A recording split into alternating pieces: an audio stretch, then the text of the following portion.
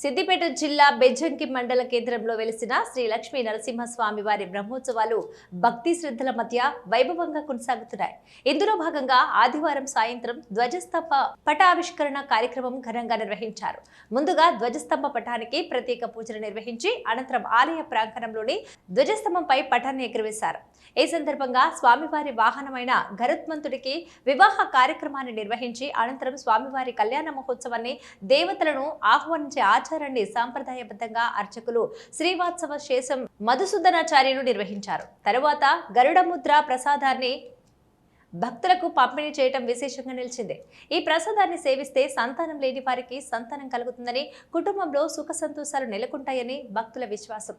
ముందుగా సంతానం లేని దంపతులకు ఈ ప్రసాదాన్ని అందజేసి తరువాత ఇతర భక్తులకు ప్రసాద ముద్దలను ఎగురవేశారు. ఈ ప్రసాదాన్ని అందుకోవటానికి భక్తులు పోటీ పడుతూ ఉత్సాహంగా పాల్గొన్నారు. కార్యక్రమంలో పెద్ద సంఖ్యలో భక్తులు హాజరై స్వామివారి దర్శనం పొందారు. అనంతరం శ్రీ లక్ష్మీ నరసింహస్వామి వారి కళ్యాణోత్సవం ఘనంగా ప్రారంభమైంది.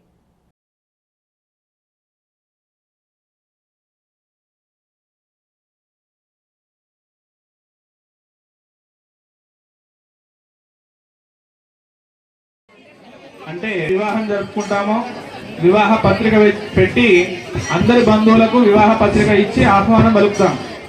అదేవిధంగా మన శ్రీ లక్ష్మీ నరసింహస్వామి కళ్యాణోత్సవానికి దేవతలందరూ కూడా మా బెజ్జంకి గ్రామంలో లక్ష్మీ నరసింహస్వామి కళ్యాణం జరుగుతుంది కావున దేవతలందరూ కూడా మీరందరూ రావాలి అని చెప్పి గరుత్మంతునికి కళ్యాణం చేసి స్వామిని పైకి మనము పంపించాం. దేవతలందరూ కూడా కళ్యాణంకు రావాలని చెప్పి గరుడ పటాన్ని మనం ఎగురవేశాం. గరుత్మంతుడు అనేటువంటి వాడు చాలా శక్తివంతుడు. కళ్ళు మూసి తెరిచేలోగా సకల లోకాలన్నీ తిరిగి వస్తాడు.